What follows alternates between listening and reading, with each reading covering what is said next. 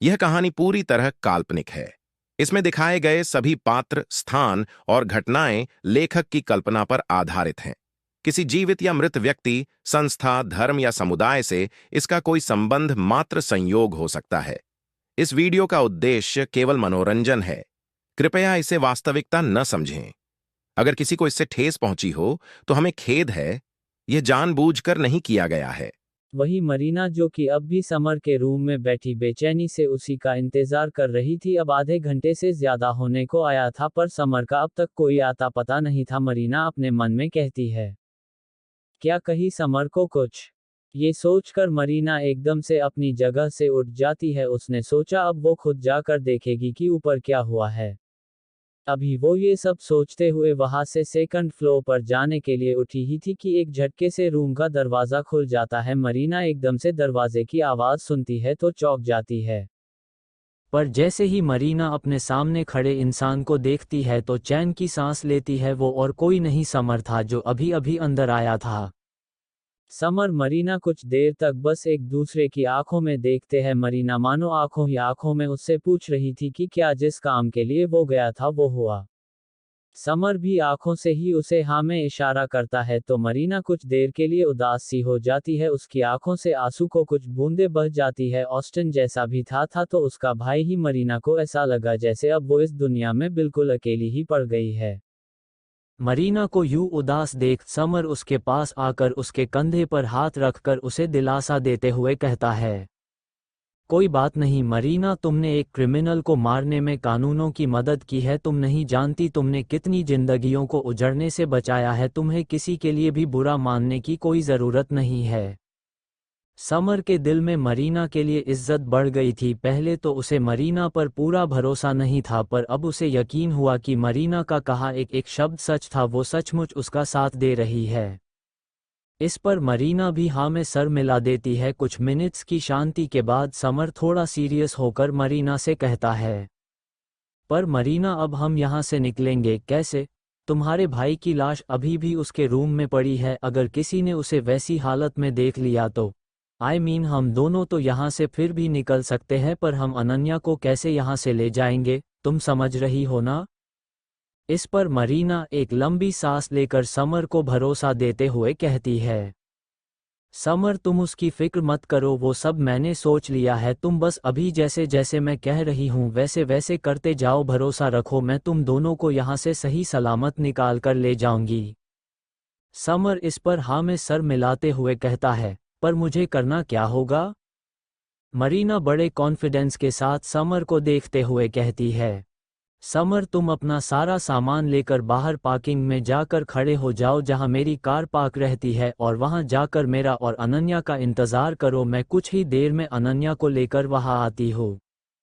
पर समर को उसकी इस बात पर विश्वास नहीं होता। वो मरीना को बस नासमझी में देखे जा रहा था। वो डाउट करते हुए कहता है, आर यू श्योर? इस पर मरीना एक तिरछी मुस्कान के साथ उसे भरोसा दिलाते हुए कहती है, डोंट वरी, मैं अनन्या को वहाँ ऐसे तैयार करके लाऊंगी कि गार्ड्स तो क्या तुम खुद भी उसे पहचान नहीं पाओगे।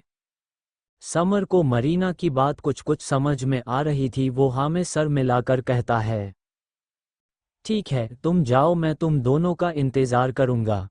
मरीना उसकी बात सुनकर अगले ही पल उसके रूम से निकल जाती है। अनन्या के रूम में अनन्या बेचैनी से यहाँ से वहाँ चक्कर काट रही थी। उसे समझ नहीं आ रहा था कि विला में अब तक कैसे इतनी शांति बनी हुई है। क्या मरीना ने अब तक अपने भाई को उन दोनों के बारे में बताया है या नहीं? यही सब सोचते हुए उसके दिल की बेचैनी वक्त के साथ साथ बढ़ते जा रही थी। वो अभी कुछ देर पहले ही बाहर देखकर आई थी, तब तो सब हर रोज जैसा ही ठीक था। वो एक बार फिर अपने कमरे से बाहर निकलकर देखने के बारे में सोच ही रही थी कि तभी उसके रूम का दरवाज़ा नॉक होता है। अनन्या डरी हुई नज़रों से उस दरवाजे को देखने लगती है। उसका दिल इस वक्त बुलेट ट्रेन से भी ज़्यादा तेज़ी से धड़क रहा था पर उसे दरवाज़ा खोलकर तो देखना ही था। अनन्या को दरवाज़ा खोलने में देरी करता देख बाहर खड़ा व्यक्ति अब और ज़ोर ज़ोर से दरवाज़ा नॉक करने लगता है। किसी तरह अपने अंदर हिम्मत इकट्ठा करके अनन्या आखिरकार दरवाज़ा खोल ही देती है। जैसे ही अनन्या दरवाज़ा खोलती है तो वो स्तब्ध रह जाती है। मरीना उसके सामने खड़ी थी और बेचैनी और टेंशन के मिले जुले भाव अपने चेहरा पर लिए उसे ही देख रही थी। ये मरीना दोपहर वाली मरीना से एकदम अलग थी। उसके कपड़े देखकर ऐसा लग रहा था कि वो इस वक्त कहीं जाने के लिए निकलने वाली हो। उसके हाथ में इस वक्त एक सूटकेस भी था जिसमें शायद उसके कपड़े थे। मरीना के चेहरे पर दोपहर में जो गुस्सा उसने देखा था वो एकदम से कहीं गायब हो गया था। अनन्या के दरवाज़ा खोलते ही मरीना उसकी उन नज़रों को इग्नोर करके जल्दी से उसके कमरे के अंदर आ जाती है। अनन्या इस पर उसे अपने आंखें छोटी छोटी करके देखने लगती है।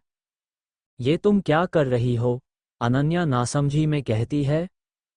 मरीना इस पर कुछ नहीं कहती, वो बस अनन्या को दरवाज़ा बंद करने का इशारा करती है, जिस पर अनन्या भी कुछ सोचकर जल्दी से दरवाज़ा बंद कर लेती है।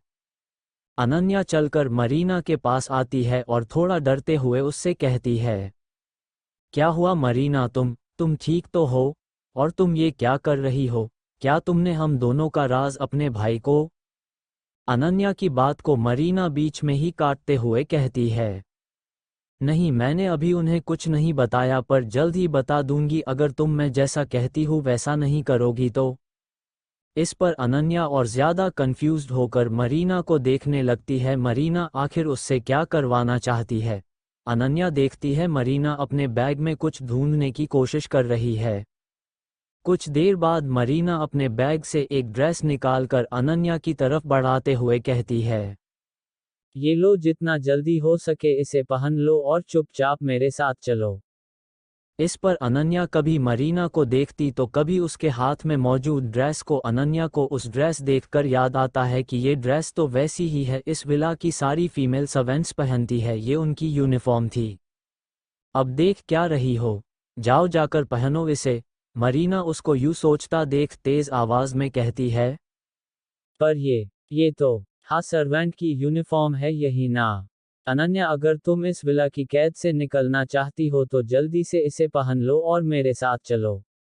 मरीना अनन्या की बात को काट कर कहती है, पर अनन्या को अब भी उसकी बात पर विश्वास नहीं था। आखिर आज दोपहर में तो वो इतने गुस्से में यहाँ से गई थी, फिर रात होते होते ऐसा क्या हो गया कि मरीना खुद उसकी यहाँ से निकलने में मदद कर रही है?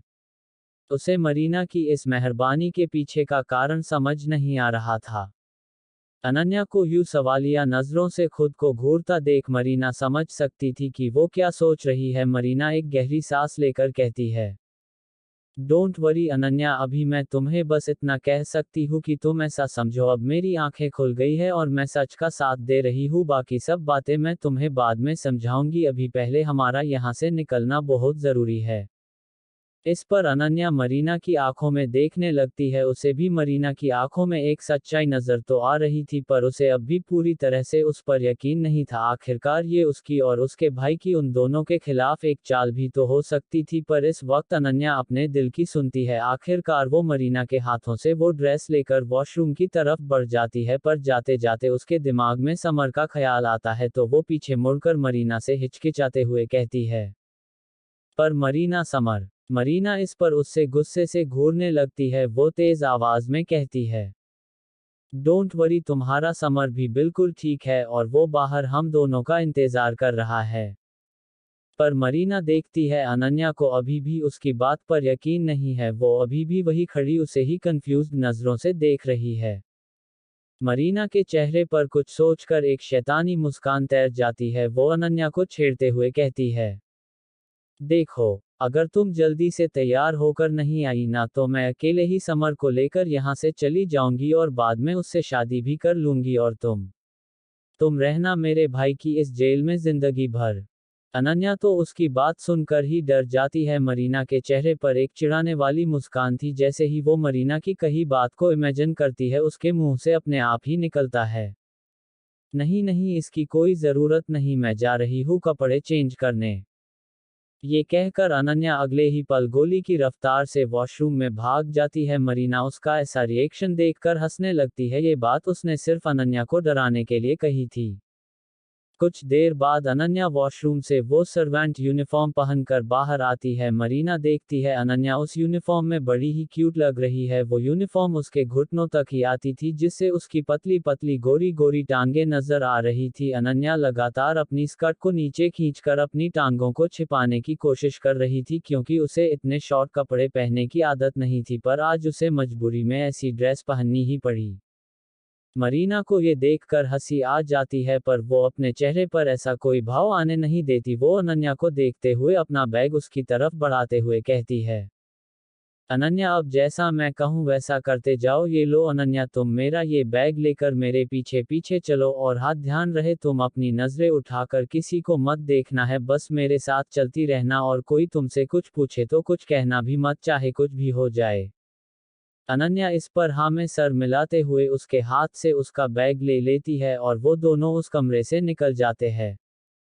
कुछ देर बाद धीरे धीरे मरीना और अनन्या के उस रूम से बाहर आते हैं। मरीना अपनी नजरें चारों तरफ दौड़ा रही थी, ना जाने क्यों, पर इस वक्त विला में ज्यादा सर्वेंट्स भी मौजूद नहीं थे। मरीना अनन्या को आंखों से ही इशारा करती है, मानो कह रही हो, जल्दी चलो हमारा रास्ता क्लियर है। वही अनन्या ने इस वक्त अपना सर बिल्कुल नीचे झुका रखा था। उसे देखकर लग रहा था कि वो कोई नई नवेली दुल्हन है जो ऊपर देखने से शर्मा रही हो। वो मरीना का सामान लेकर चुपचाप उसके पीछे चल रही थी।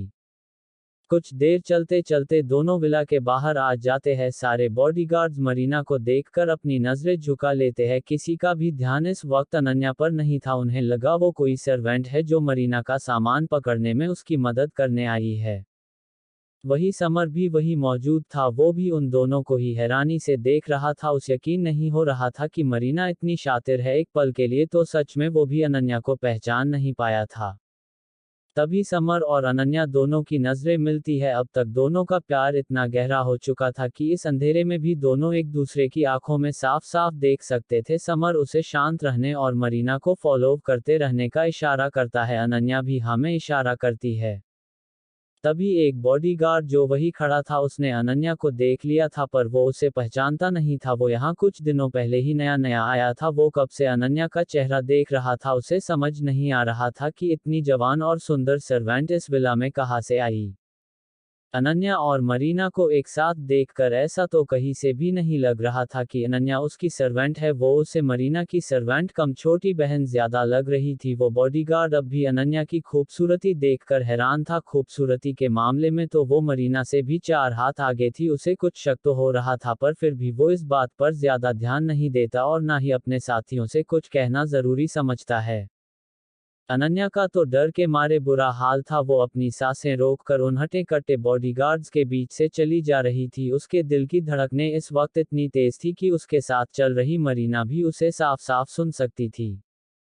मरीना और अनन्या दोनों चलकर मरीना की गाड़ी जिसके पास समर खड़ा था वहां आ जाते हैं। अनन्या इमोशनल होकर समर को लगातार देखे जा रही थी। आंसुओं का एक फव्वारा मानो उसकी आंखों से फूटने को तैयार ही था। समर भी ये साफ साफ देख सकता था। वो उसे हिम्मत रखने और उसके ऊपर भरोसा रखने का इशारा करता है।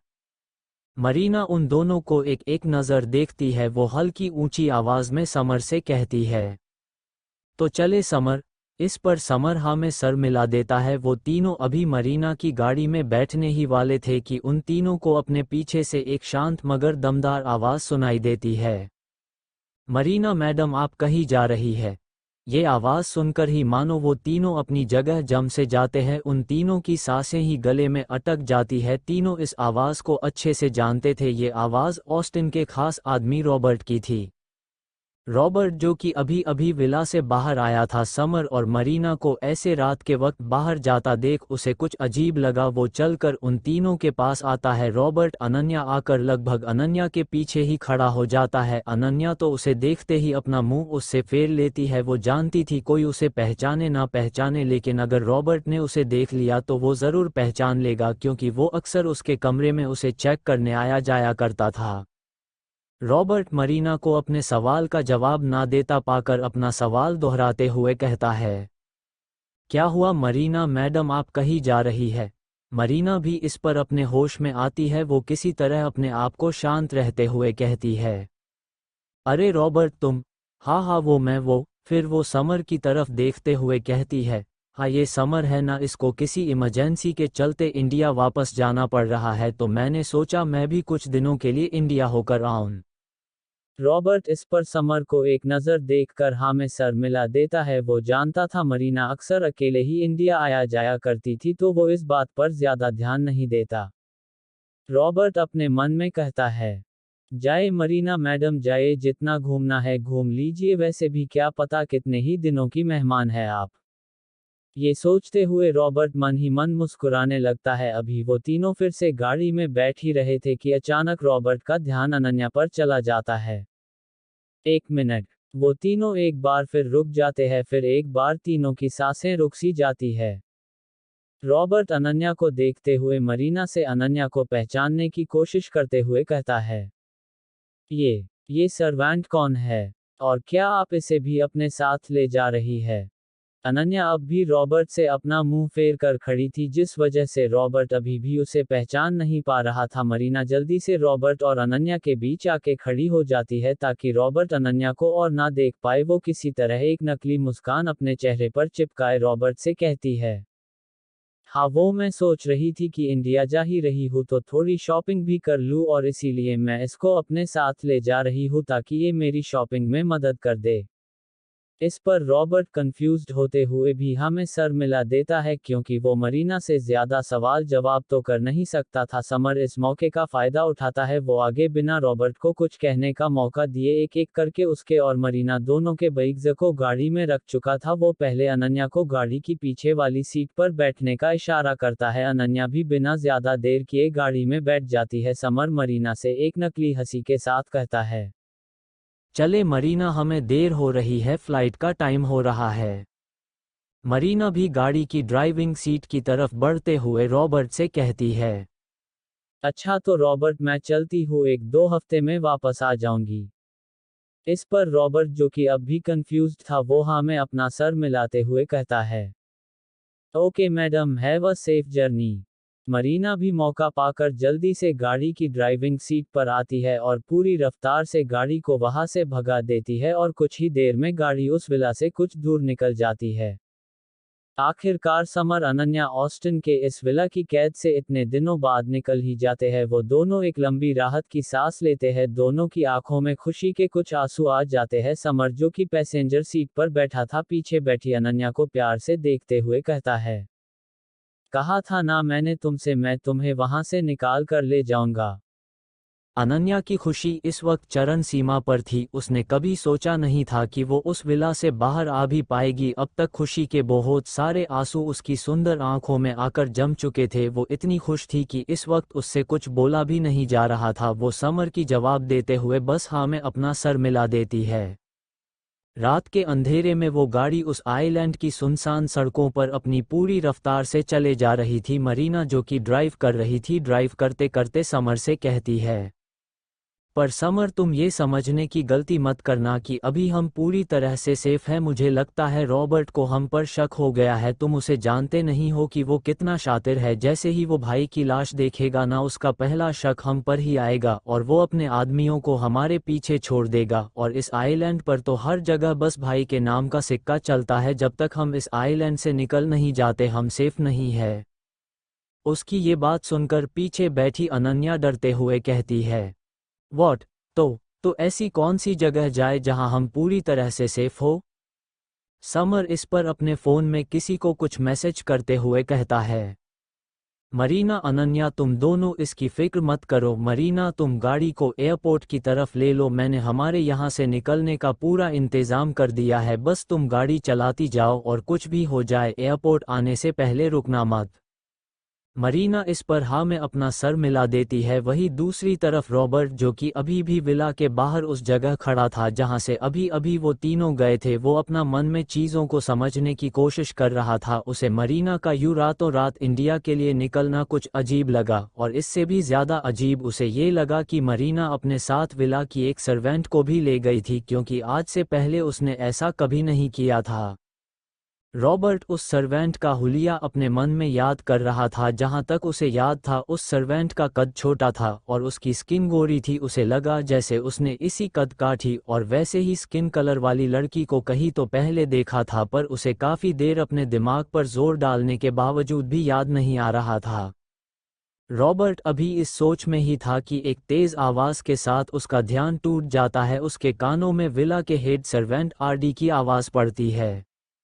Robert sir. इस पर रॉबर्ट पीछे मुड़कर आरडी को देखने लगता है। आरडी के चेहरे का रंग उड़ा हुआ था। वो इस वक्त इतना डरा हुआ था मानो उसने भूत देख लिया हो। आरडी दौड़कर रॉबर्ट के पास आता है।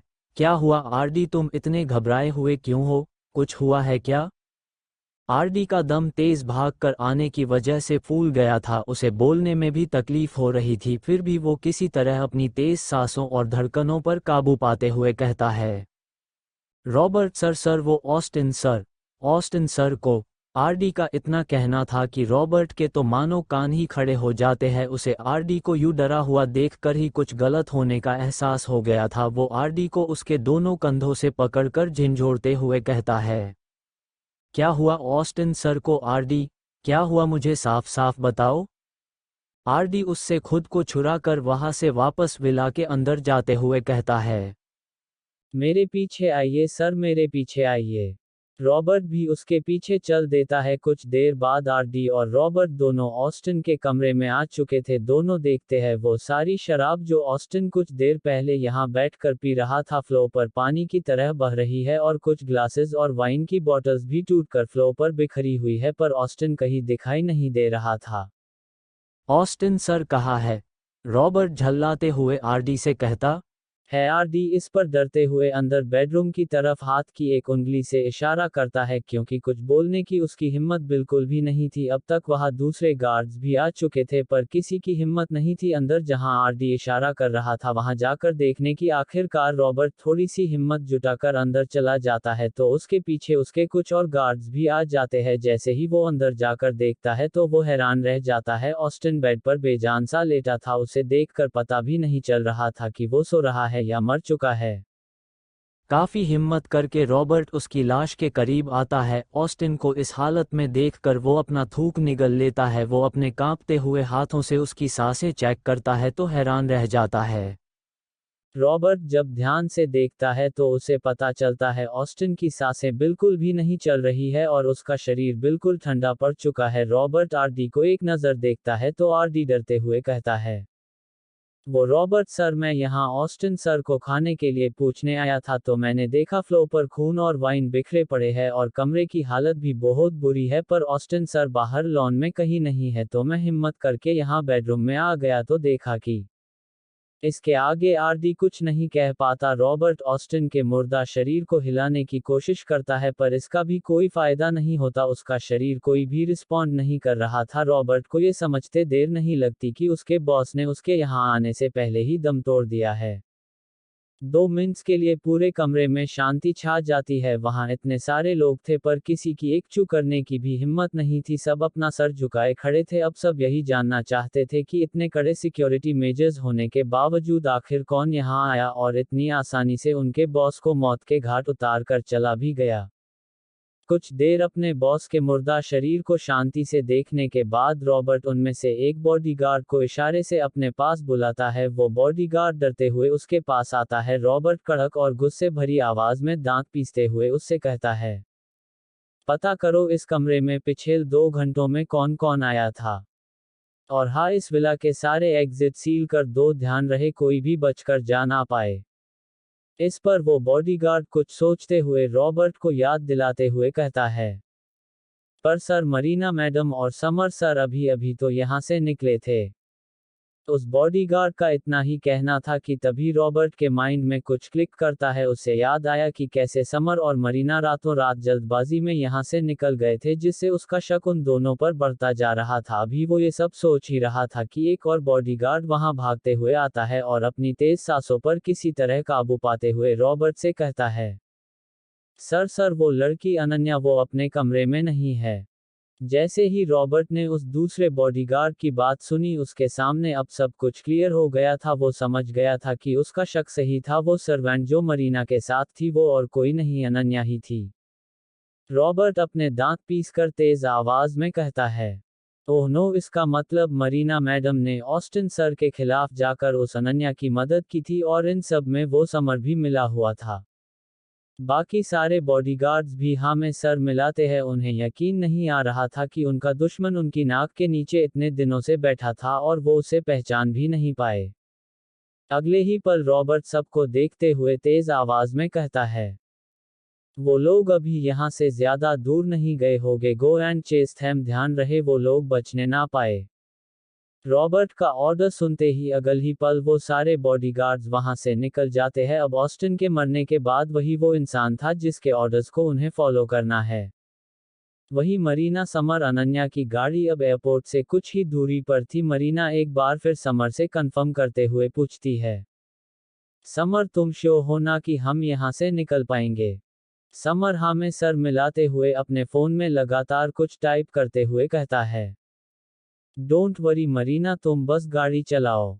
अभी समर ये सब कह ही रहा था कि तभी कहीं से एक गोली आकर उनकी गाड़ी के काफी करीब से निकल जाती है। तीनों पीछे मुड़कर देखते हैं तो हैरान रह जाते हैं। ऑस्टिन के गार्ड्स की लगभग 15 से 20 गाड़ियां उनके पीछे लगी थी, जिन्हें देखकर वो तीनों ही समझ जाते हैं कि उनकी चोरी पकड़ी गई। सचमुच ऑस्टिन के ये आदमी भी उसी की तरह कोई कच्चे खिलाड़ी नहीं थे। ये कैसे हो सकता है?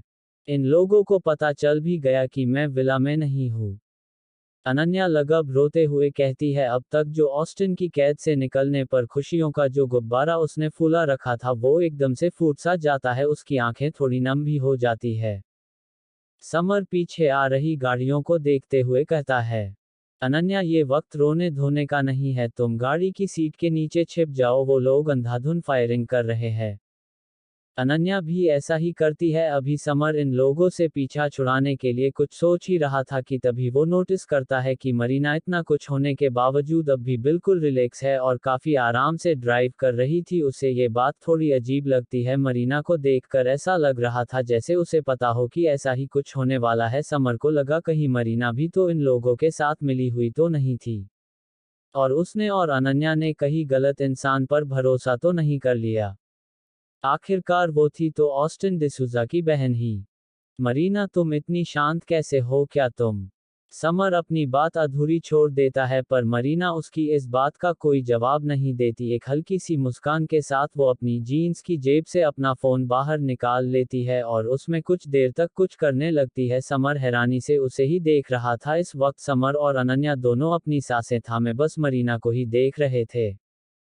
अचानक एक तेज आवाज उन दोनों का ध्यान अपनी तरफ खींच लेती है। समर अनन्या पीछे मुड़कर देखते हैं, पर मरीना बेफिक्र होकर अभी भी बस ड्राइव कर रही थी। समर और अनन्या पीछे आ रही गाड़ियों की तरफ देखते हैं तो हैरान रह जाते हैं। ऑस्टिन के गार्ड्स की जो गाड़ियां उनके पीछे आ रही थी वो एक एक करके ब्लास्ट हो रही है। अनन्या तो ये नज़ारा देखकर इतना डर जाती है कि अपने दोनों हाथों से अपने कान बंद कर लेती है और अपना सर कार की सीट में छुपा लेती है। कुछ देर बाद समर एक चैन की सांस लेता है। वो सारी गाड़ियां जो उनके पीछे आ रही थी एक एक करके वो सब ब्लास्ट हो चुकी है और अब उनके पीछे कोई नहीं था। उनका रास्ता बिल्कुल साफ था। समर और अनन्या तो बस मरीना को देखते रह जाते हैं। मरीना ये सब तुमने किया? समर हैरानी से उसे देखते हुए कहता है। मरीना इस पर हाँ में अपना सर मिलाते हुए बिना उन दोनों की तरफ देखे मुस्कुराकर कहती है, ज्यादा हैरान होने की जरूरत नहीं है समर। अनन्या मुझे पता ही था ऐसी कोई सिचुएशन जरूर आएगी। मैंने तुम्हें शायद बताया नहीं था, पर मैं एक बहुत अच्छी हैकर भी हूँ, इसीलिए मैंने पहले से ही भाई के गार्ड्स की सारी गाड़ियों के सिस्टम्स हैक कर रखे थे। समर और अनन्या उसकी ये बात सुनकर अंदर ही अंदर उससे काफी इम्प्रेस हो गए थे। दोनों को अपने आप पर गुस्सा आ रहा था कि वो मरीना पर ऐसे शक कैसे कर सकते थे, जबकि इस अनजान जगह पर वो अकेली है जो उनकी इतनी मदद कर रही है। कुछ और देर चलने के बाद मरीना अपने सामने का नज़ारा देखकर एकदम से गाड़ी पर इमरजेंसी ब्रेक लगा लेती है। उनकी गाड़ी एक बड़े से मिट्टी के मैदान में आकर रुक चुकी थी। पीछे बैठी अनन्या भी जब अपने सामने का नज़ारा देखती है तो हैरान रह जाती है। उसे लगा अब सब कुछ खत्म। वही समर और मरीना के चेहरे अब भी बिल्कुल शांत थे। सामने 4 बड़े बड़े चिनूक हेलीकॉप्टर और साथ में 4 बड़े बड़े ब्लैक हॉक्स हेलीकॉप्टर्स मौजूद थे जो उनका रास्ता रोके खड़े। अनन्या और मरीना नासमझी में उन हेलीकॉप्टर्स को देखे जा रही थी, जबकि समर के चेहरे पर उन्हें देखकर एक राहत थी, मानो उसने कोई बहुत बड़ी जंग जीत ली हो। अनन्या को लगा कि शायद ये लोग ऑस्टिन के आदमी है, जबकि मरीना अब भी इन हेलीकॉप्टर्स को देखकर पहचानने की कोशिश कर रही थी। उसे पता था कि ये हेलीकॉप्टर्स उसके भाई के तो नहीं है। समर उन दोनों को यूं कंफ्यूज्ड देख एक बड़ी सी मुस्कान अपने चेहरे पर लिए हुए कहता है, डोंट वरी, अब घबराने की कोई ज़रूरत नहीं है। ये ऑस्टिन के लोग नहीं है, ये ऑस्ट्रेलियन आर्मी और ऑस्ट्रेलियन इंटेलिजेंस एजेंसी के लोग हैं जो हमारी मदद करने के लिए आए हैं। डोंट वरी, इन्हें मैंने ही बुलाया है और हाँ, अब हम पूरी तरह से सेफ है। ये कहकर समर एक गहरी राहत की सांस लेता है। अनन्या और मरीना के चेहरे पर तो मानो ना बयान करने वाली खुशी थी। अनन्या को यकीन नहीं हुआ कि वो अब सेफ है और आखिरकार वो अपनी जिंदगी की इस सबसे बड़ी मुसीबत से निकल आई है। वहीं मरीना अब अपना सर सीट पर टिकाए लंबी लंबी सांसें लेने लगती है। समर का इतना कहना ही था कि सामने खड़े उन 8 हेलीकॉप्टर्स में से एक एक करके ऑस्ट्रेलियन सोल्जर्स तेजी से बाहर आने लगते हैं। समर उन लोगों को देखते हुए मरीना और अनन्या को गाड़ी से उतरने के लिए कहता है। मरीना और अनन्या भी ऐसा ही करते हैं। वो ऑस्ट्रेलियन सोल्जर्स अब तक उनकी गाड़ी के पास आ चुके थे। समर गाड़ी से उतरकर उन सोल्जर्स को देखने लगता है। उन सोल्जर्स के बीच 2 लोग ऐसे भी थे जिन्हें वो अच्छे से जानता था। ये कोई और नहीं, शिवम और मोहन थे। शिवम और मोहन जब ऐसे अपनी आंखों के सामने समर को सही सलामत देखते हैं तो वो भी एक चैन की सांस लेते हैं। उनकी आंखें छलक पड़ती है। उस दिन जब उन्होंने समर को एयरपोर्ट पर जाते वक्त आखिरी बार देखा था तो उस वक्त उन्हें भी नहीं पता था कि वो लोग समर को फिर कभी जिंदा देख भी पाएंगे या नहीं, पर समर ने तो नामुमकिन को मुमकिन कर दिखाया। मोहन समर के पास आकर उसे ऊपर से नीचे तक देखकर इमोशनल टोन में कहते हैं, समर तुम ठीक हो ना? समर बस हाँ में अपना सर मिला देता है तो मोहन समर के गले से लग जाते हैं। आज उन्हें उस पर काफी गर्व हो रहा था। सचमुच वो मौत को चकमा देकर आया था और अपने साथ साथ अनन्या को भी बचा कर लाया था। उन्हें यकीन था कि अगर आज उनका असली बेटा समर भी होता तो वो भी ये मिशन पूरा नहीं कर पाता। ये शेर की गुफा में जाकर उसके मुंह से उसका शिकार छीन कर लेकर आने के बराबर था। सब अपनी आंखों में खुशी के आंसू लिए उन दोनों बाप बेटे को ही देख रहे थे। कुछ देर बाद मोहन समर से अलग होते हैं। इस बार शिवम भी समर के गले लग जाता है और कुछ देर बाद अलग होकर उससे वहां के बारे में पूछने लगता है। पास में खड़ी अनन्या भी ये सब देख रही थी। उसे भी ऐसे ही समर के गले लगना था, पर उसे मौका ही नहीं मिल रहा था। तभी मोहन की नजर पास में खड़ी अनन्या पर पड़ती है। अनन्या बेटा तुम ठीक हो ना? इस पर अनन्या भी हल्की मुस्कान के साथ हाँ में सर मिलाते हुए कहती है, हाँ अंकल मैं ठीक हूँ। तभी मोहन की नज़र अनन्या के पास खड़ी एक अनजान लड़की पर पड़ती है जिसे उन्होंने आज से पहले कभी नहीं देखा। तो उसे देखते हुए समर से कहते हैं, समर ये लड़की कौन है जिसे तुम दोनों अपने साथ लाए हो? ये तुम्हें कहाँ मिली? इस पर समर भी मोहन की नज़र का पीछा करता है। मोहन दरअसल मरीना की बात कर रहे थे। समर मरीना को एक नज़र देख एक गहरी सांस भरकर कहता है, ये ऑस्टिन डिसूजा की बहन है मरीना। इस पर सब हैरानी और गुस्से के मिले जुले भाव से मरीना को देखने लगते हैं। वहां खड़े ऑस्ट्रेलियन इंटेलिजेंस एजेंसी के लोग भी थोड़ी थोड़ी हिंदी जानते थे। वो लोग भी मरीना को गुस्से से देखने लगते हैं। वो लोग तो मानो मरीना पर हमला करने के लिए तैयार ही थे। समर ये सब देखकर तेज आवाज में कहता है, खबरदार, अगर किसी ने मरीना को कुछ करने के बारे में सोचा भी तो अगर मरीना वहां नहीं होती तो मैं और अनन्या कभी उस विला से जिंदा बाहर नहीं आ पाते, समझे? ये अपने भाई जैसी बिल्कुल भी नहीं है।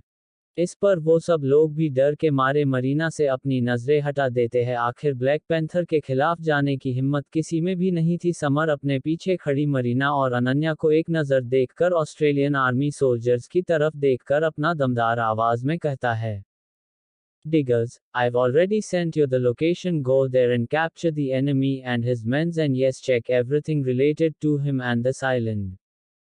समर उन लोगों से कह रहा था कि ऑस्टिन के विला जाकर उसके लोगों को अपने कब्जे में ले और ऑस्टिन, उसके विला और इस पूरे आइलैंड का चप्पा चप्पा तलाश करे।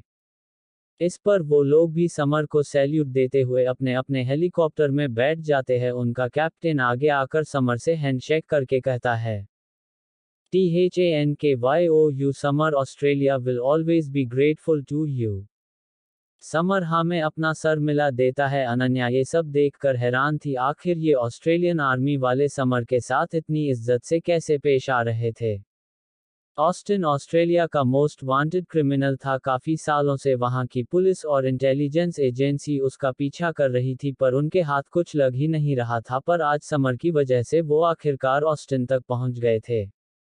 तभी वहां कहीं से एक और हेलीकॉप्टर उड़कर आ जाता है। ये हेलीकॉप्टर दिखने में नॉर्मल हेलीकॉप्टर्स जैसा था। शिवम उस हेलीकॉप्टर को देखते हुए समर से कहता है, ये हेलीकॉप्टर तुम तीनों को सिडनी ले जाएगा। 3 घंटे में तुम्हारी सिडनी से मुंबई तक की फ्लाइट है। समर, तुम मरीना और अनन्या को लेकर मुंबई चले जाओ। मैं और मोहन अंकल ऑस्ट्रेलियन आर्मी की हेल्प करने के लिए जा रहे हैं।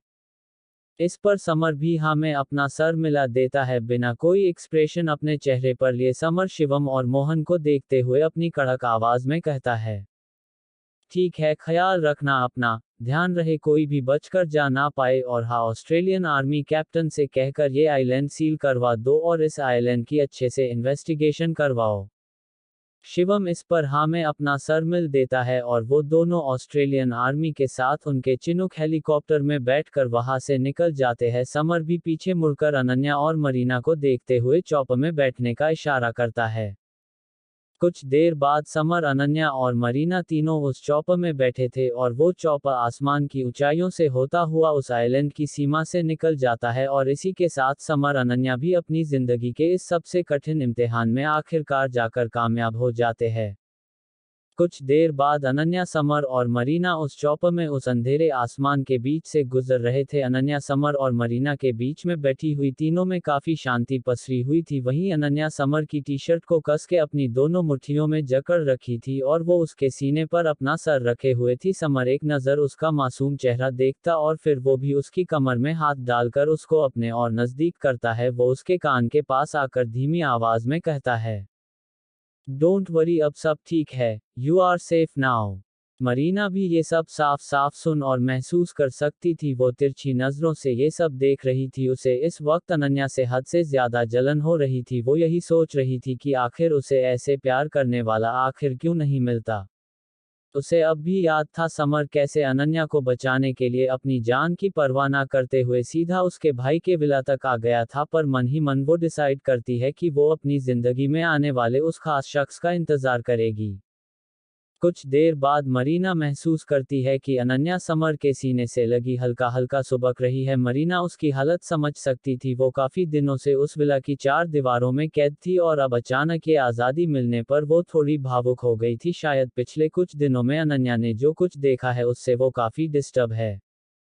वहां के माहौल को थोड़ा हल्का करने के लिए मरीना उन दोनों को छेड़ते हुए कहती है, हे लव बर्ड्स, कंट्रोल कंट्रोल, एक बार घर पहुंचने तक का तो इंतजार कर लेते। अनन्या उसकी बात सुनकर एकदम से होश में आती है। वो जल्दी से समर से अलग हो जाती है। वो हड़बड़ाते हुए कहती है, नहीं नहीं मरीना, तुम गलत समझ रही थी। वैसा कुछ नहीं है जैसा तुम सोच रही हो। मरीना देख सकती थी कि अनन्या कैसे ब्लश करते हुए ये सब कह रही है और ये सब कहते हुए कैसे वो लगातार उससे नजरें चुरा रही है। एक वो अनन्या की बात को बीच में काटकर उसे और ज्यादा छेड़ते हुए कहती है, ज्यादा छिपाने की जरूरत नहीं है, मुझे सब दिख रहा था। वो तो अच्छा हुआ मैं यहाँ थी, अगर मैं यहाँ नहीं होती तो तुम दोनों तो यही शुरू हो जाते।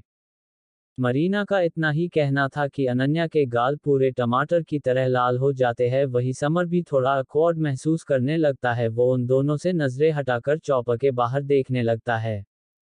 तकरीबन 4 घंटे बाद वो तीनों ऑस्ट्रेलिया के सिडनी से मुंबई जा रही फ्लाइट में थे। समर, अनन्या दोनों एक साथ बैठे थे, जबकि मरीना उन्हें प्राइवेसी देने के लिए कुछ दूरी पर एक दूसरी सीट पर बैठी थी। उसके मन में इस वक्त बहुत कुछ चल रहा था। वो अब कहाँ जाएगी, क्या करेगी, कहाँ रहेगी। अभी उसके सामने अपनी पूरी जिंदगी पड़ी है। क्या वो बिना अपने भाई के इतनी बड़ी दुनिया में सरवाइव कर पाएगी? ऐसे सवाल मरीना के दिमाग में घूम रहे थे। वही अनन्या समर के सीने पर सर रखकर आराम से नींद की आगोश में जा चुकी थी। वो इस भागदौड़ में काफी ज्यादा थक गई थी। आज शायद बहुत दिनों बाद ऐसा था जब वो सुकून की नींद सो रही थी। समर धीरे धीरे अनन्या के बाल सहला रहा था। इस वक्त फ्लाइट में ज्यादातर लोग सो रहे थे। समर अपने से लिपट कर सो रही अनन्या का चेहरा गौर से देखते हुए मन में कहता है, सॉरी अनन्या, मुझे पता है तुम्हें वहाँ बहुत सारी तकलीफों का सामना करना पड़ा था, पर मैं तुमसे वादा करता हूँ आज के बाद तुम पर एक आंच भी नहीं आने दूंगा, चाहे कुछ भी हो जाए माय लव। आज के बाद मैं तुम्हारी जिंदगी को खुशियों से भर दूंगा। ये कहते हुए समर अनन्या को अपने से और ज्यादा कसकर अपने से चिपका लेता है और धीमे से उसका माथा चूम लेता है। 15 घंटों का ये लंबा चौड़ा सफर कब खत्म हो जाता है इन तीन जवान दिलों को पता भी नहीं चलता। आखिरकार उनकी ये फ्लाइट मुंबई के इंटरनेशनल एयरपोर्ट पर लैंड कर जाती है। कुछ ही देर में समर, अनन्या और मरीना तीनों एयरपोर्ट के बाहर आते हैं। इतने दिनों बाद अपने देश के लोगों को देखकर और अपनी जन्मभूमि की मिट्टी की सुगंध पाकर अनन्या अंदर ही अंदर थोड़ा भावुक सी हो जाती है। उसे ऐसा लगता है मानो वो कई सालों बाद आज यहाँ आई हो। उसकी सुंदर आंखों से कुछ खुशी आंसू की बूंदें भी बह जाती है जिन्हें वो जल्दी साफ भी कर देती है। वही समर भी अपने देश में वापस आकर एक राहत की सांस लेता है। तीनों एयरपोर्ट के बाहर आते हैं। अभी समर मरीना और अनन्या से कुछ कहने के लिए मुंह खोलने ही वाला था कि तभी उसका फोन बजने लगता है। समर फोन पिक करके कुछ देर बात करता है। जैसे जैसे वो फोन करने वाले शख्स की बात सुन रहा था उसके एक्सप्रेशंस डार्क होते जा रहे थे। बात पूरी होने के बाद वो ओके कहकर फोन कट कर देता है। समर मरीना को देखकर एक लंबी सांस लेता है, मानो जो बात वो मरीना से कहने जा रहा है वो कहने के लिए खुद को तैयार कर रहा हो। मरीना भी उसको देखकर समझ गई थी कि कोई बात है जो उससे जुड़ी है। समर कहता है, मरीना, वो ऑस्ट्रेलियन पुलिस ने तुम्हारे भाई के सारे आदमियों को अरेस्ट कर लिया है और डिसूजा मैंशन को भी सील कर दिया है। मरीना इस पर अपनी नजरें झुकाकर हाँ में सर मिला देती है। समर थोड़ा रुककर आगे कहता है, साथ ही साथ ऑस्ट्रेलियन गवर्नमेंट ने डिसूजा एम्पायर का पूरा बिजनेस और डिसूजा फैमिली की सारी प्रॉपर्टी को भी अपने अंडर ले लिया है। समर की पूरी बात सुनकर मरीना और भी ज्यादा उदास हो जाती है। समर के कहने का साफ साफ मतलब था कि वो और उसका मरा हुआ भाई अब बैंकक्रप्ट हो चुके हैं और उनके पास अब कुछ भी नहीं है। समर, अनन्या उसकी ये हालत देखकर एक नज़र एक दूसरे को देखते हैं। दोनों आंखों ही आंखों में कुछ इशारा करते हैं। समर धीमी आवाज में उससे कहता है, सॉरी मरीना, हमारी वजह से। मरीना उसकी बात को बीच में काट कर कहती है, कोई बात नहीं समर भाई, के इलीगल कामों की लिस्ट इतनी ज्यादा लंबी थी कि मुझे पता था किसी ना किसी दिन तो ये सब होना ही था। तुम दोनों इसके लिए खुद को ब्लेम मत करो, आखिर इसमें तुम दोनों की क्या गलती। मरीना की ये बात सुनकर समर और अनन्या एक राहत की सांस लेते हैं। इस बार अनन्या थोड़ा हिचकिचाते हुए मरीना से कहती है, तो मरीना अब तुम कहाँ जाओगी? कहाँ रहोगी? इस पर समर भी मरीना को देखने लगता है। वो भी उसके जवाब का इंतजार कर रहा था। मरीना एक दर्द भरी मुस्कान अपने चेहरे पर लिए कहती है, समर, अनन्या, तुम दोनों उसकी चिंता मत करो। मैंने सोच लिया है अब मैं जो भी करूंगी अपने बलबूते पर करूंगी और मेहनत और ईमानदारी से अपनी जिंदगी बिताऊंगी। डोंट वरी, जिस दुनिया से तुम दोनों मुझे लाए थे अब मैं उस दुनिया में अब कभी वापस नहीं जाऊंगी। इस पर अनन्या समर मुस्कुराते हुए उसे देखने लगते हैं और अपने अपने सर हाँ में मिलाकर उसकी इस बात का समर्थन करते हैं। पर समर के दिल में अभी भी एक सवाल था। कुछ सोचते हुए वो मरीना से कहता है, पर मरीना, तुम रहोगी कहाँ? फिर वो कुछ देर रुक कर कहता है, तुम चाहो तो जब तक तुम्हें कोई अच्छी जॉब नहीं मिलती तुम हमारे साथ रह सकती हो।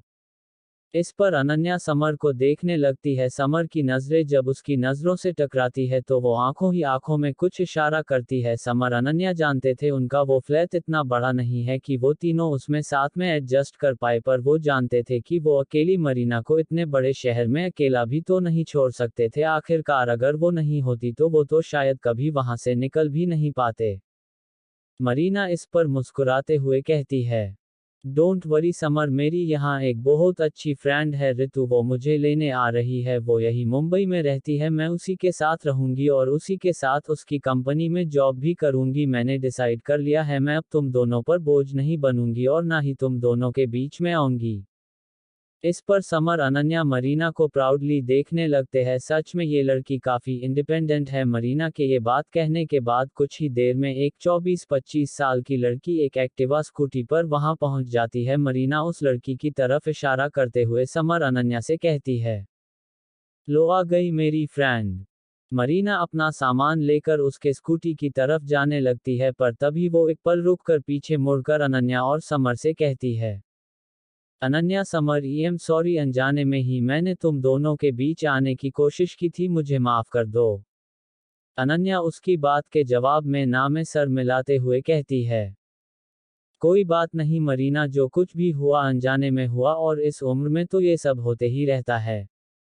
समर भी उसकी हाँ में हाँ मिलाकर कहता है, हाँ मरीना, तुम्हें उन सब के बारे में सोचने की कोई ज़रूरत नहीं है, वो सब अब पुरानी बातें हैं। मरीना एक बड़ी सी मुस्कान अपने चेहरे पर लिए कहती है, मैं गॉड से प्रे करूंगी कि वो तुम दोनों की जोड़ी हमेशा सलामत रखे। बाय समर बाय अनन्या, चलती हूँ, अगर किस्मत में हुआ तो हम फिर मिलेंगे। ये कहकर मरीना अगले ही पल अपनी दोस्त ऋतु के साथ वहां से चली जाती है। समर अनन्या उसे जाते हुए देख रहे थे। वो उसे तब तक देखते रहते हैं जब तक वो आंखों से ओझल नहीं हो गई। कुछ देर बाद अनन्या अपने होश में आती है, पर वो जब समर की ओर देखती है तो उसकी भौहें तन जाती है। वो अपने दोनों हाथ कमर पर रखकर समर को घूरने लगती है, क्योंकि समर अब भी खोए हुए अंदाज में लगातार उसी जगह देखे जा रहा था जहां से अभी अभी मरीना गई थी। उसे ये देखकर बहुत जलन हो रही थी। आखिर उसके पति का ध्यान उसके अलावा किसी और लड़की पर हो, वो ये कैसे बर्दाश्त कर सकती थी। वो समर के एक हाथ में अपने दोनों हाथ डाल देती है। इससे समर का भी ध्यान टूट जाता है। वो अनन्या को नासमझी में देखने लगता है। अनन्या उसे प्यार से देखते हुए कहती है, क्या देख रहे हैं आप? उसने कहा, ना उसे अब अपनी जिंदगी में अपने बलबूते पर कुछ करना है तो आप है, ना उसे उसकी जिंदगी में अकेला छोड़ दीजिए और चलिए हम जरा हमारी जिंदगी पर ध्यान देते हैं। ये कहकर अनन्या समर को प्यार से देखने लगती है। समर भी उसकी ये बात सुनकर एक गहरी सांस लेता है। अगले ही पल वो उसकी कमर में हाथ डालकर उसे अपने करीब खींच लेता है, जिससे अनन्या शर्मा जाती है। वो आसपास मौजूद लोगों के देखते हुए कहती है, समर, ये क्या कर रहे हो आप? लोग देख रहे हैं। इस पर समर बेफिक्र अंदाज में कहता है, तो देखने दो, मैं अपनी बीवी को प्यार कर रहा हूं, किसी और की थोड़ी। मुझे इससे कोई फर्क नहीं पड़ता कि कौन देख रहा है और कौन नहीं। और तुमसे तो मुझे अभी बहुत सारा हिसाब किताब छुट्टा करना है। पता भी तुमने कितना तड़पाया है मुझे। तुम एक बार घर तो चलो। उसकी ये बात सुनकर अनन्या के गाल हद से ज्यादा लाल हो जाते हैं। समर मुस्कुराते हुए उसे अपने साथ वहां से ले जाता है। कुछ घंटों बाद समर और अनन्या पुणे वापस आ जाते हैं। दोनों इस वक्त अपने सनशाइन अपार्टमेंट के उस फ्लैट के दरवाजे के बाहर थे जहां से उन्होंने अपने सांसारिक जीवन की शुरुआत की थी। समर फ्लैट का दरवाजा खोल देता है और वो दोनों अंदर आते हैं।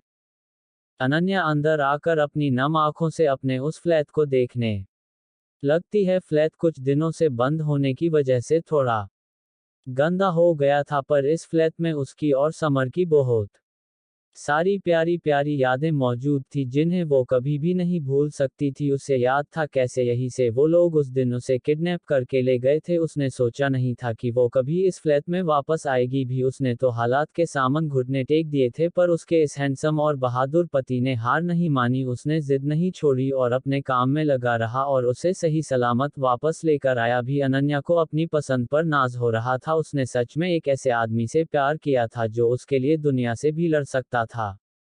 अनन्या को ऐसे अपने घर को इमोशनल होता हुआ देख समर जल्दी से जाकर उसे अपने सीने से लगा लेता है। अनन्या भी कसकर उससे लिपट जाती है। वो कब से समर से खुलकर लिपटना चाहती थी, पर सफर इतना लंबा था कि उसे मौका ही नहीं मिल रहा था। समर के सीने की गर्मी को महसूस करके अनन्या को ऐसा लगता है मानो दुनिया भर का सुकून उसकी बाहों में ही सिमटा हुआ है। कुछ देर तक समर बस उसे अपने से मजबूती से जोड़े रखता है, फिर वो उसके कान में धीरे से फुसफुसाकर कहता है, डोंट वरी बीवी, you are completely safe now. अब मुझे तुम्हारी आंखों में आंसू नजर नहीं आने चाहिए, समझी?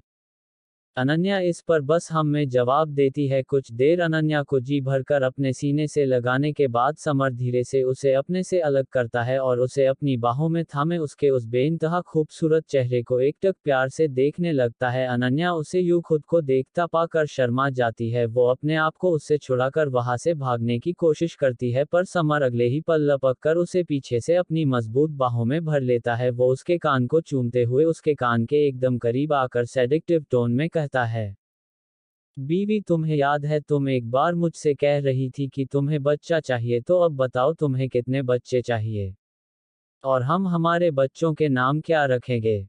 अनन्या तो उसकी बात सुनकर ही ऊपर से नीचे तक सिहर सी जाती है। उसके पूरे शरीर में झुरझुरी दौड़ जाती है। उसके कान, गाल और पूरा चेहरा शर्म के मारे लाल हो जाता है। वो अपने आप को उससे छुड़ाने की कोशिश करते हुए कहती है, अरे अरे समर, छोड़िए मुझे। मुझे नहाना है समर, और घर की सफाई भी तो करनी है। और मैं तो कहती हूँ आप भी नहा लीजिए, इस भाग दौड़ में कितने गंदे हो गए हो पता है। इस पर समर उसके दूसरे कान को भी चूमते हुए कहता है, गुड आइडिया बीवी, वैसे भी मैंने सुना है कि आजकल पुणे में पानी की काफी शॉर्टेज चल रही है। चलो आज हम दोनों साथ साथ ही नहाते हैं, इसी बहाने हम थोड़ा पानी भी बचा लेंगे। अनन्या तो बस समर की ये बात सुनकर जम सी जाती है। उसे यकीन नहीं हो रहा था कि ये वही समर है जिससे उसने प्यार किया था। आखिर वो इतना रोमांटिक कब से हो गया। अनन्या अभी अपनी इस सोच में ही थी कि अगले ही पल समर उसको अपनी गोद में उठा लेता है और उसे लेकर वॉशरूम में चला जाता है। अनन्या हाथ पैर मारने की कोशिश तो बहुत करती है, पर समर के आगे कहा उसका बस चलने वाला था। उस वॉशरूम से शॉवर के पानी के बीच धीरे धीरे अनन्या की सिसकारियों की आवाजें आने लगती है।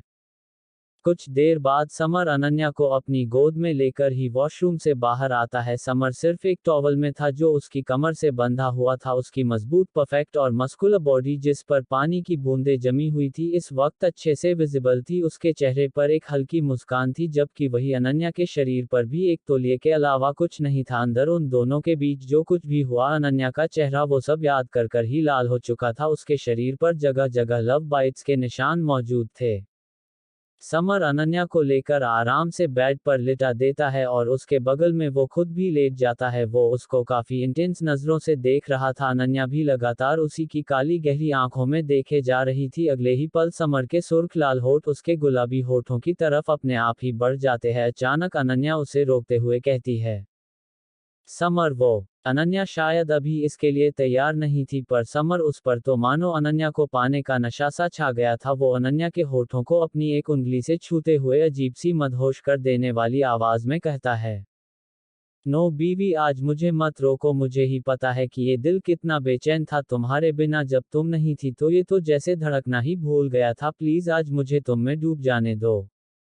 अनन्या भी उसकी ऐसी आवाज और ऐसे मदहोश कर देने वाले शब्द सुनकर मानो पिघल सी जाती है। वो भी उसकी जिद के आगे घुटने टेक देती है। वो धीरे से अपने आप को उसके हवाले करके उसके प्यार को महसूस करने लगती है, और ये दोनों बाकी सब चीजों को भूलकर अपने प्यार के समुद्र की गहराइयों में उतर जाते हैं। आज ये दोनों खुलकर एक दूसरे को प्यार कर रहे थे। आज इनके बीच दूर दूर तक कोई नहीं था, ना ही इनके बीच कोई गलत फहमी थी, ना ही किसी बात का डर। आज समर और अनन्या कई दिनों के बाद पूरे होशो हवास में बिना किसी झिझक के एक दूसरे के प्यार में पूरी तरह से खो गए थे। इनके इस सच्चे और पवित्र प्यार की खुशबू मानो उस पूरे रूम में घुल सी गई थी।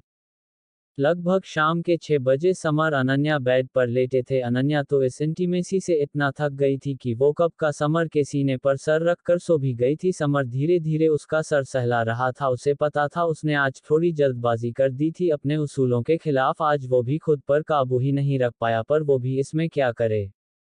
आज इतने दिनों बाद उसे अनन्या को खुलकर और बिना किसी डर के प्यार करने का मौका मिला था। समर धीरे से अनन्या को अपने से अलग करके उसे ठीक से बिस्तर पर लिटा देता है और उसके माथे को हल्का सा चूम लेता है। कुछ देर बाद समर रूम बाहर आता है। उसने इस वक्त सिर्फ एक लोवर पहनी हुई थी। बाहर आकर वो पूरे घर का हाल देखता है तो उसकी बोहे तन जाती है। पूरे घर में सामान यहाँ वहाँ बिखरा पड़ा था और फ्लोर पर भी एक मोटी धूल की परत जमी हुई थी। समर अपने दोनों हाथ अपनी कमर पर रखकर घर की इस हालत को देखते हुए अपने आप से कहता है, हम घर की हालत देखकर लगता है अब मुझे ही कुछ करना पड़ेगा। चलो बीवी के उठने से पहले मैं ही घर का हुलिया ठीक कर देता हूँ। ये कहकर समर काम पर लग जाता है। लगभग 1 घंटे बाद समर घर को देखते हुए अपने आप से कहता है, अब ठीक है। समर ने पूरे घर की सफाई अकेले ही कर दी थी। पूरा घर अब नए जैसा चमचमा रहा था। तभी समर को कुछ याद आता है। वो अपना फोन निकाल कर देखता है, पर ये उसका अपना फोन नहीं था। ये वो फोन था जो शिवम ने समर को ऑस्टिन के आइलैंड पर जाने से पहले दिया था। इस फोन में जो सिम था वो किसी और ही समर की आईडी से रजिस्टर था, जिसकी वजह से ऑस्टिन इतने दिनों तक चाहकर भी समर के बारे में पता नहीं लगा पाया था। समर चल के रूम में वापस आता है तो देखता है अनन्या अब तक सो ही रही है, जिसे देखकर वो अपना सर नामे मिला देता है। उसे पता था आज उसने अनन्या को कुछ ज्यादा ही थका दिया था। वो अनन्या को सोने ही देता है। समर अलमारी के ड्रावर में से अपना पुराना फोन निकाल लेता है, जो बैटरी लो होने की वजह से स्विच्ड ऑफ पड़ा हुआ था। कुछ देर बाद चार्जिंग करने के बाद वो फोन ऑन हो जाता है। समर उस फोन में कुछ देखते हुए रूम में बनी खिड़की के पास आ जाता है। जैसे ही वो फोन ऑन होता है, मानो मिस्ड कॉल्स और मैसेजेस का एक बड़ा सा तूफान समर को अपने फोन में दिखाई देने लगता है। इनमें से ज्यादातर मिस्ड कॉल्स और मैसेजेस उसके कंपनी के मैनेजर सुरेश ने और कंपनी के कुछ और लोगों ने किए हैं, जबकि कुछ मिस्ड कॉल्स उसके पड़ोसी अर्जुन ने भी किए थे। समर को याद था कैसे जब 10 दिन पहले वो यहाँ से निकला था, तब उसने किसी को भी ये नहीं बताया था कि वो कहाँ जा रहा है, क्योंकि उस वक्त उसे भी पता नहीं था कि वो कभी जिंदा लौटेगा या नहीं। समर ये सब देखकर एक लंबी सांस लेता है। उसे लगता है शायद उसकी कंपनी वाले अब तक उसे नौकरी से निकाल चुके होंगे और अब कभी उसे अपनी कंपनी में जॉब नहीं देंगे। समर सोचता है कि क्या उसे कल कंपनी में जाकर उन लोगों से बात करनी चाहिए, पर तभी उसकी नज़र अपने पीछे बेड पर सो रही अनन्या पर पड़ती है, जो अब भी अपनी नींद पूरी करने में मग्न थी। उसे देखकर समर को लगता है इस वक्त अनन्या को अकेले छोड़कर जाना सही नहीं है। आखिर वो इतने बड़े ट्रॉमा से अभी अभी तो बाहर आई है। ऐसा कुछ उसके साथ पहली बात हुआ था। उसका मासूम चेहरा देखते हुए समर डिसाइड करता है कि वो पहले कुछ दिन सिर्फ अनन्या के साथ ही बिताएगा और कुछ दिनों बाद ही काम पर वापस जाएगा। फिर चाहे वो लोग उसे नौकरी पर रखे ना रखे, उसके लिए उसकी पहली जिम्मेदारी अनन्या थी। जॉब तो उसे कहीं और भी मिल सकती थी। ये सोचकर समर एक गहरी सांस लेकर अपना फोन साइड में रखकर अनन्या के साथ बेड पर लेट जाता है। नींद में उसकी छुअन का एहसास पाकर अनन्या के चेहरे पर एक हल्की सी मुस्कान आ जाती है। वो उसे कसकर लिपट कर सो जाती है। ऐसे ही 3 दिन कब बीत जाते हैं, समर अनन्या दोनों में से किसी को पता नहीं चलता। इस बीच समर अनन्या को छोड़कर कहीं नहीं गया था। 3 दिन बाद सुबह का वक्त, समर अनन्या के फ्लैट में समर अनन्या दोनों ब्रेकफास्ट कर रहे थे। समर खाते वक्त लगातार अनन्या को देखता रहता है। उसे देखकर लग रहा था कि शायद उसे अनन्या को कुछ कहना है, पर वो कहने से झिझक रहा है। नाश्ता हो जाने के बाद अनन्या उन दोनों की प्लेट्स लेकर अंदर जाने ही वाली होती है कि समर उसका हाथ पकड़ लेता है। अनन्या इस पर थोड़ा चौंक जाती है। समर उसके हाथ से प्लेट्स लेकर टेबल पर रख देता है। समर चेयर पर बैठे बैठे ही अनन्या का हाथ खींचकर उसे प्यार से अपनी गोद में बिठा लेता है। अनन्या भी कुछ नहीं कहती। खाते वक्त समर का चेहरा देखकर ही वो उससे कुछ कहना चाहता है। अगले ही पल समर उसके कान के एकदम करीब आ जाता है। वो उसके कान में धीरे से कहता है, बीवी मुझे जाना होगा। अनन्या की आंखें उसकी बात सुनकर बड़ी बड़ी हो जाती है। पर कहाँ और क्यों, वो अपनी मासूम आवाज में कहती है। समर को उसके लिए बुरा लग रहा था। उसे समझ नहीं आ रहा था कि वो आखिर उससे इतनी अटैच क्यों थी कि उसके दूर जाने की बात से ही उसकी धड़कनें बढ़ जाती है। समर इस पर एक लंबी सांस लेकर अनन्या के गाल पर प्यार से किस करके कहता है, डोंट वरी, मैं तुम्हें छोड़कर कहीं नहीं जा रहा हूँ। मुझे तो बस कंपनी जाना है। तुम तो जानती हो कि जब हम दोनों वहाँ थे तब मैं काम पर नहीं जा पाया था। ऊपर से मैं ऑफिस में किसी को कुछ बता भी नहीं पाया था, तो तुम समझ रही हो ना। इस पर अनन्या भी सोच में पड़ जाती है। समर की बात भी सही थी। आखिर उसकी जॉब भी तो इम्पोर्टेंट थी। वो हमेशा ही तो उसके साथ नहीं रह सकता था ना। पर इस वक्त अनन्या का मन बिल्कुल भी नहीं था उसे अपने से दूर जाने देने का। उसे अच्छी तरह से याद था पिछली बार जब वो अकेली यहाँ थी तब उसके साथ क्या हुआ था, लेकिन इस वक्त वो उसे रोक भी तो नहीं सकती थी। आखिरकार वो उसी के लिए तो जॉब करता था। कुछ देर सोचने के बाद अनन्या बुझे मन से बस हमें सर मिला देती है। ठीक है समर, आप जाए। आप मेरी फिक्र मत कीजिए, मैं ठीक हूँ। अनन्या किसी तरह अपने दिल पर पत्थर रख कर कहती है। समर भी उसकी ये बात सुनकर धीरे से उसे अपने से अलग कर देता है। दोनों अपनी जगह से उठ जाते हैं। अनन्या फिर से किचन में जा रही होती है कि समर फिर से उसका हाथ पकड़कर उसे अपने नजदीक खींच लेता है। वो उसके चेहरे को गौर से देखते हुए कहता है, आर यू श्योर बीवी? अनन्या मुस्कुरा कर बस हाँ में अपना सर मिला देती है। कुछ देर बाद समर ऑफिस के ब्लैक सूट में ऑफिस जाने के लिए तैयार था। वो दोनों अभी हॉल में थे। अनन्या भी उसके साथ साथ चल रही थी, पर उसका मन काफी बेचैन था। समर जो कि फोन चला रहा था, तिरछी नजरों से अनन्या के उदास और फीके पड़े चेहरे को एक नजर देखता है और अपने फोन अपने पैंट की जेब में डाल देता है। अगले ही पल वो अनन्या को अपनी तरफ खींचकर उसके सुंदर और कोमल होठों को अपने होठों से जोड़ लेता है। अनन्या भी कुछ नहीं कहती, वो भी अपने आप को ढीला छोड़ देती है। कुछ देर तक जी भरकर चूमने के बाद समर उससे धीरे से अलग होता है और उसके माथे को चूमते हुए कहता है, डोंट वरी, अब तुम पूरी तरह से सेफ हो। तुम पर जो खतरा मंडरा रहा था वो अब हमेशा के लिए टल चुका है। अब डरने की कोई बात नहीं है। ऑस्ट्रेलियन पुलिस ने ऑस्टिन के सभी आदमियों को अपने कब्जे में ले लिया है और फिर भी अगर कोई बात हो तो तुम बेझिझक मुझे फोन कर देना, मैं तुम्हारे लिए सब कुछ छोड़कर चला आऊंगा। इस पर अनन्या भी बस हाँ में सर मिलाती है। समर को खुद की इतनी परवाह करता देख उसका तो दिल ही भर आया। अगले ही पल समर एक बार फिर उसके माथे को चूमकर वहां से निकल जाता है। उसे पता था कि अगर वो और ज्यादा देर वहां रुका तो या तो वो कमजोर पड़ जाएगा या तो अनन्या, और दोनों ही सूरतों में उसका वहां से जाना मुश्किल हो जाता। वही shield and core security services की बड़ी सी बिल्डिंग के अपने ऑफिस में बैठा सुरेश अपने सामने मौजूद डॉक्यूमेंट्स पर लगातार साइन किए जा रहा था। तभी उसके केबिन का डोर नॉक होता है। सुरेश बिना डॉक्यूमेंट से अपनी नजरें हटाए कड़क आवाज में कम इन कहता है। समर थोड़ा सा हेसिटेट करते हुए अंदर आता है। उसे पता था उसे यहाँ आकर एक बार बात तो करनी ही थी, फिर चाहे ये लोग उसे रखे या ना रखे। सुरेश एक स्ट्रॉन्ग ऑरा को अपने आसपास महसूस करके जैसे ही अपनी नजरें उठाकर सामने खड़े आदमी को देखता है, वो एकदम से चौंक जाता है। वो एकदम से अपनी जगह से खड़ा हो जाता है।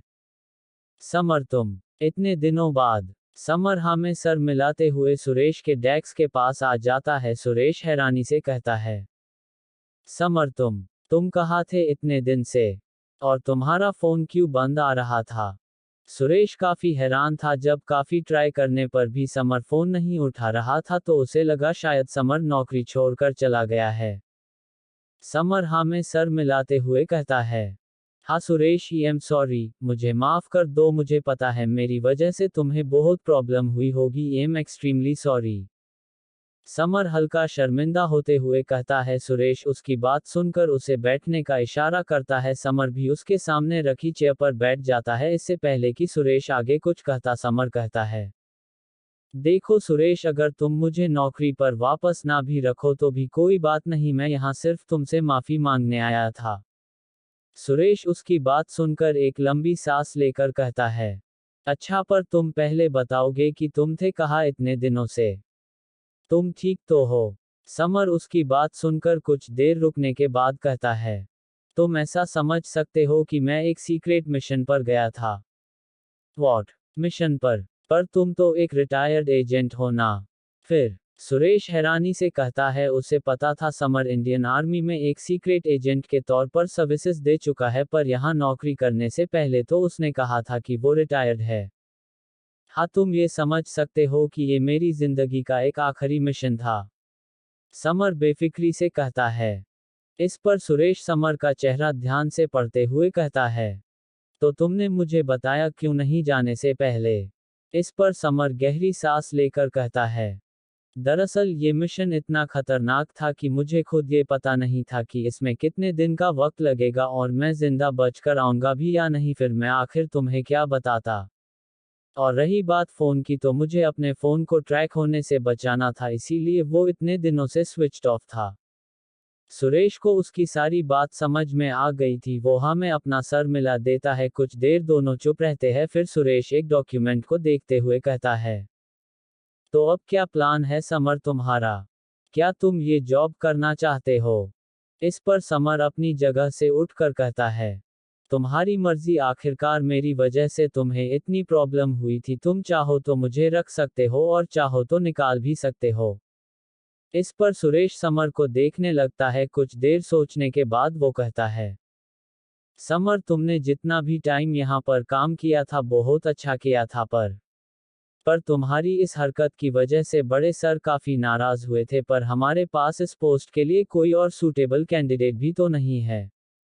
इस पर समर अपनी नजरें कुछ देर के लिए झुका लेता है। सुरेश आगे कहता है, ठीक है, अगर तुम मुझसे प्रॉमिस करो कि आगे से ऐसा कभी नहीं होगा तो तुम आज ही से रिजॉइन कर सकत हो। बड़े सर की फिक्र मत करो, उनको मैं समझा दूंगा। समर को तो मानो अपने कानों पर यकीन ही नहीं हुआ। उसे तो लगा था उसे इस ऑफिस में घुसने भी नहीं दिया जाएगा। वो सुरेश की बात को कंफर्म करते हुए कहता है, आर यू श्योर सुरेश? इस पर सुरेश हाँ में सर मिलाते हुए कहता है, हाँ, बट तुम्हें मुझसे वादा करना पड़ेगा कि तुम्हें अगर अगली बार से कहीं जाना हो तो मुझे बताकर जाओगे। ये कहकर सुरेश मुस्कुरा देता है और समर भी उसकी बात सुनकर मुस्कुराता है। समर ने उसी दिन फिर से shield and core security services का ऑफिस रिजाइन कर लिया। वो सुरेश के केबिन से निकलकर अपने केबिन में जाकर अपने पेंडिंग काम देखने लगता है। वहीं दूसरी तरफ घर पर अनन्या भी किचन में रात का खाना बना रही थी। तभी अचानक कोई उनके फ्लैट का दरवाजा नॉक करता है।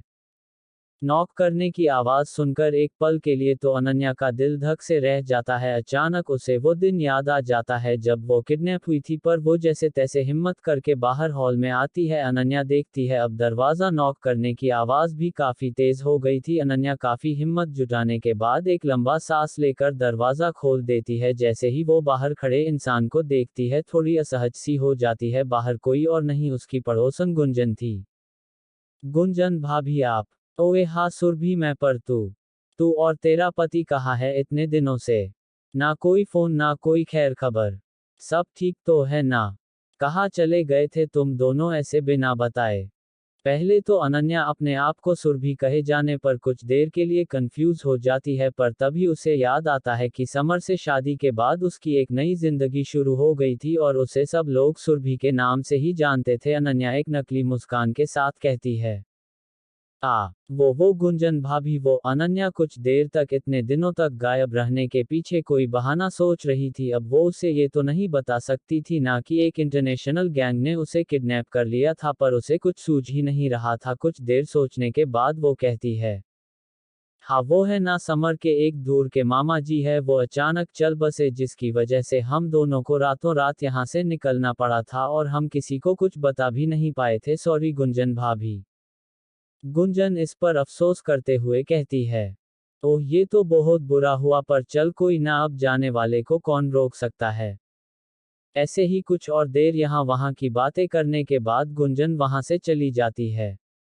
रात का वक्त समर अनन्या साथ बैठे डिनर कर रहे थे। अनन्या खाना खाते हुए समर को देखकर अपने मन में कहती है, क्या इन्हें इनके कंपनी वालों ने नौकरी से निकाल दिया?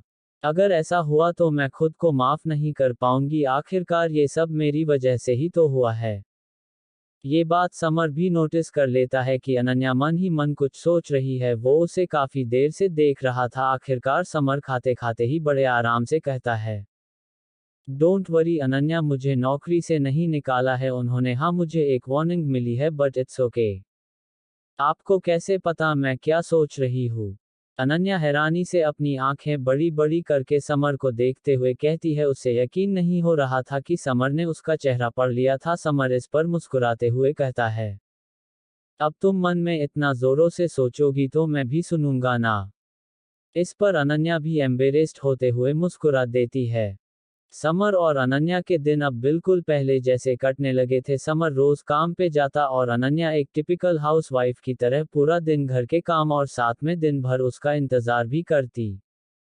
एक हफ्ते बाद दोपहर का वक्त, हमेशा की तरह समर ऑफिस गया हुआ था। अनन्या घर पर थी। आज सुबह से ही अनन्या बहुत खुश थी और हो भी क्यों ना, आज उसकी और समर की शादी की 6 मंथ्स एनिवर्सरी थी। वैसे तो उसकी और समर की शादी काफी जल्दबाजी में और काफी सीक्रेटली हुई थी। कुछ ही लोग थे जिन्हें उनकी शादी के बारे में पता था, पर अनन्या के लिए उनकी ये सीक्रेट शादी भी काफी ज्यादा मायने रखती थी। अनन्या एक के बाद एक अब तक कई कपड़े चेंज करके देख चुकी थी, पर उसे कुछ समझ ही नहीं आ रहा था कि उसे आज रात के लिए क्या पहनना चाहिए। आज रात वो समर के साथ थोड़ा क्वालिटी टाइम स्पेंड करना चाहती थी। खूबसूरत तो वो थी, पर उसके पास इस वक्त ढंग के कपड़े नहीं थे। उसके पास जो कपड़े थे वो काफी सादे और आम से कपड़े थे जो वो अक्सर शादी के बाद पहना करती थी। उसके पास जो अच्छे और ब्रांडेड कपड़े थे वो उन्हें अपनी असली पहचान के साथ शेखावत पैलेस में ही छोड़ आ गई थी, और फिलहाल के लिए समर ने भी उसको उसकी गैर मौजूदगी में कहीं बाहर जाने से मना किया था, इसलिए वो कहीं बाहर जाकर अपने लिए नए कपड़े भी नहीं खरीद सकती थी। अनन्या झल्ला कर अपने आप से कहती है, क्या करूं, कुछ समझ ही नहीं आ रहा है, आखिर क्या पहनूं। फिर वो कुछ सोचकर अपने आप से कहती है, एक काम करती हूँ, जिनके लिए तैयार हो रही हूँ उन्हीं से पूछती हूँ कि क्या पहनूं। ये सोचते हुए वो समर को फोन लगा देती है।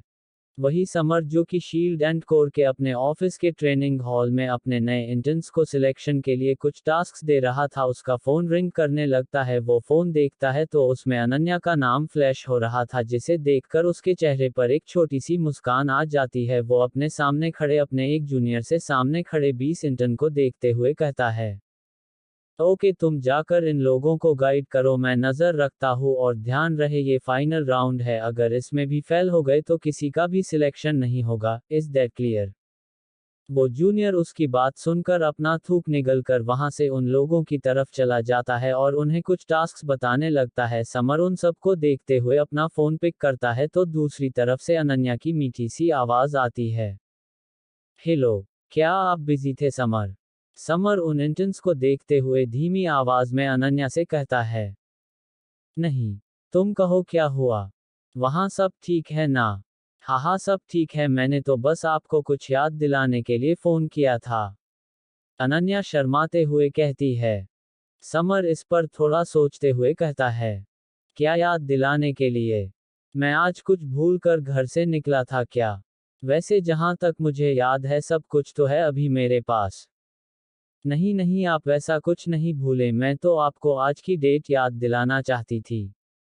अनन्या फट से कहती है। वो देखना चाहती थी कि समर को उनकी एनिवर्सरी याद है कि नहीं। समर उसकी बात सुनकर हल्का मुस्कुराता है। वो अनजान बनते हुए कहता है, क्यों, ऐसा क्या है आज की तारीख में? 3 नवंबर, इसमें क्या खास है? अनन्या उसकी बात सुनकर अपना माथा पीट लेती है, फिर भी वो जैसे तैसे अपने गुस्से पर काबू रखते हुए समर से कहती है, समर, आज की डेट में कुछ खास नहीं है, पर आपको नहीं लगता कि आज के दिन हमारी जिंदगी में कुछ खास हुआ था? ये कहकर अनन्या बेसब्री से उसके जवाब का इंतजार करने लगती है। समर को उसकी ऐसी बातें सुनकर हंसी तो बहुत आ रही थी। वो उसे और ज्यादा छेड़ते हुए कहता है, नहीं तो मुझे तो ऐसा कुछ याद नहीं है। आई एम सॉरी अनन्या, पर क्या तुम मुझे साफ साफ बता सकती हो कि तुम आखिर किस चीज की बात कर रही हो? अनन्या को ये सुनकर तेज गुस्सा आ जाता है। वो तेज आवाज में कहती है, कुछ नहीं याद दिलाना था मुझे, आप करिए अपना काम, मेरे कुछ कहने ना कहने से क्या फर्क पड़ता है? आखिर मेरी आपकी लाइफ में आखिर इम्पोर्टेंस ही क्या है? ये कहकर अनन्या बिना उसकी कोई बात सुने फोन कट कर देती है। समर ये देखकर मुस्कुराता है। वो फोन को देखते हुए अपने आप से कहता है, सॉरी बीवी, मैंने तुम्हें नाराज कर दिया, बट डोंट वरी, मैं आज रात तुम्हारी सारी नाराजगी को दूर कर दूंगा, आई प्रोमिस। समर को अच्छे से याद था आज का दिन। वो दिन कैसे भूल सकता था जब वो अनन्या नाम की एंजल उसकी बेरंग और बेस्वाद जिंदगी में आई थी और हमेशा के लिए उसकी हो गई थी। वो अपने साथ उसकी जिंदगी में सालों बाद खुशियां लाई थी। उसने उसे मुस्कुराना सिखा दिया था। वो उसके बिना अब रह नहीं सकता था। अगर आप लोग इस कहानी का अगला भाग सुनना चाहते हैं तो जल्दी से मेरे चैनल को सब्सक्राइब करें और मुझे बताएं कि आपको यह कहानी कैसी लगी।